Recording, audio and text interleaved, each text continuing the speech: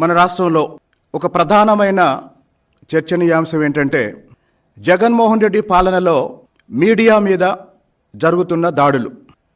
మొన్న రాప్తాడు సభలో ఆంధ్రజ్యోతి ఫోటోగ్రాఫర్ శ్రీకృష్ణ మీద జరిగిన దాడి, నిన్న కర్నూలులో ఈనాడు కార్యాలయం మీద జరిగిన దాడి, ఇలా చెప్పుకుంటూ పోతే జగన్మోహన్ రెడ్డి అధికారంలోకి వచ్చిన మొదటి రోజు నుంచి దాదాపు ప్రతిపక్షాల కన్నా ఎక్కువ మీడియాని టార్గెట్ చేసి, మీడియాని ప్రతిపక్షాన్ని కలిపి ఏ సందర్భంలో ఏ సభలో మాట్లాడినా ఈ మీడియా సంస్థల గురించి, ఆ తర్వాత చంద్రబాబు నాయుడు గారి గురించి, తర్వాత పవన్ కళ్యాణ్ గారి గురించి మాట్లాడతాడు.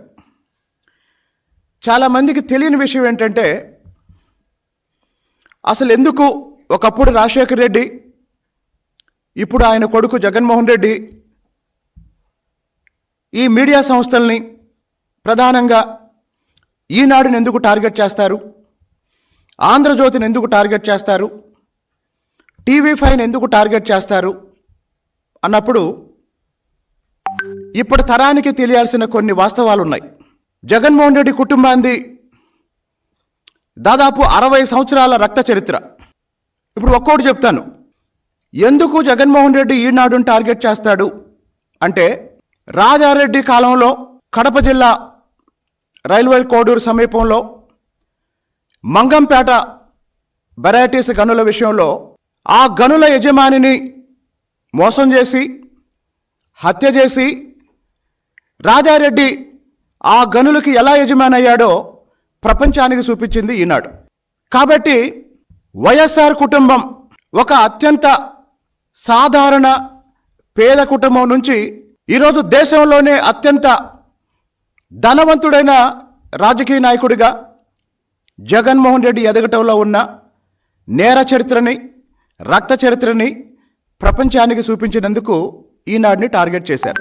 దాదాపు 30-35 ఏళ్ల క్రితమే వెరైటీస్ గనుల్ని రాజారెడ్డి, రాజశేఖర్ రెడ్డి ఏ విధంగా దోసుకుంటున్నారో ఆంధ్రప్రదేశ్ శాసనసభ ఒక సభా సంఘం వేసి, నటరాజన్ కమిటీ వేసి, ఆ సభా సంఘం నివేదికలో రాజశేఖర్ రెడ్డి కుటుంబం వెరైటీస్ గనుల విషయంలో ఎన్ని రకాల అక్రమాలకు పాల్పడి అప్పట్లోనే 100 కోట్ల రూపాయలు అక్రమంగా సంపాదించిందో ఈనాడు పేపర్ రాసింది కాబట్టే ఈరోజు జగన్మోహన్ రెడ్డికి ఈనాడు మీద కక్ష.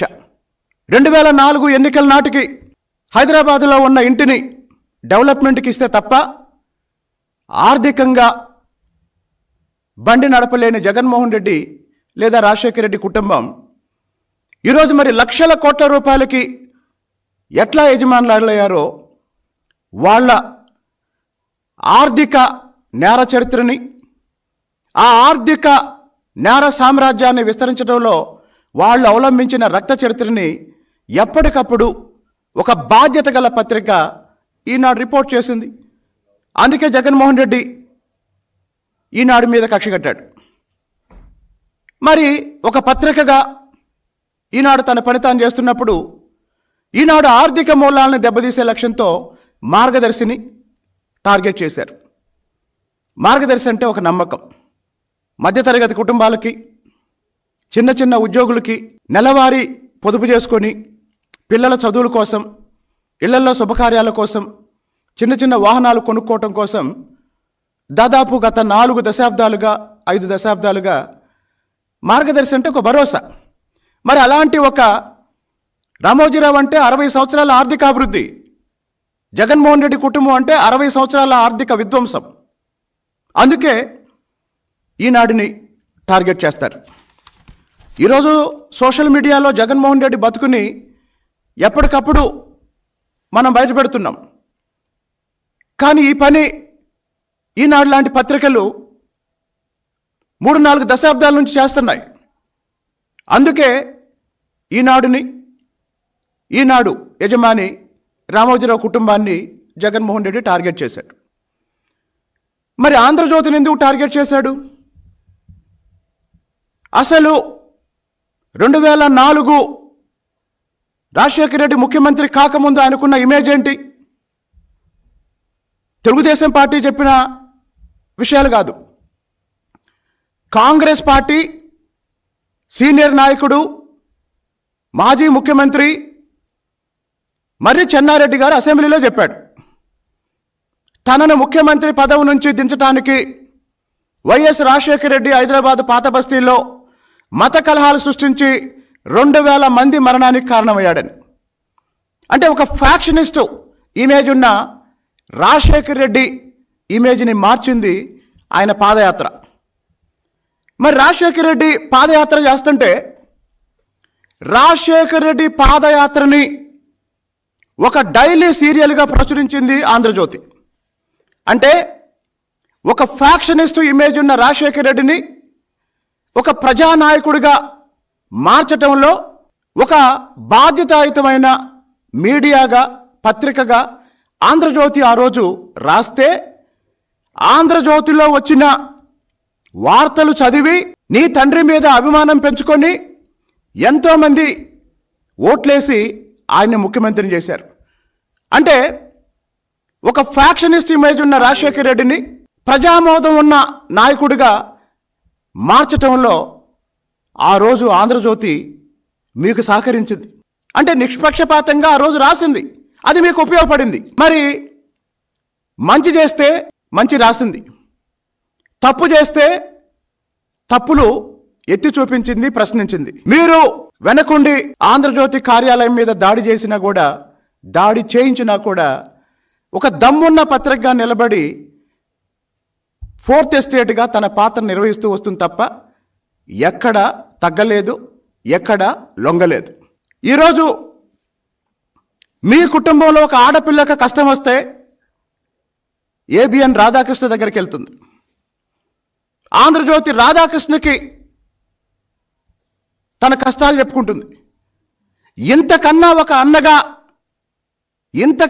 అన్నగా నీకు ఇంకేం కావాలి? ఇంతకన్నా ఇంత నీచమైన పరిస్థితి ఏ అన్నకైనా వస్తుందా?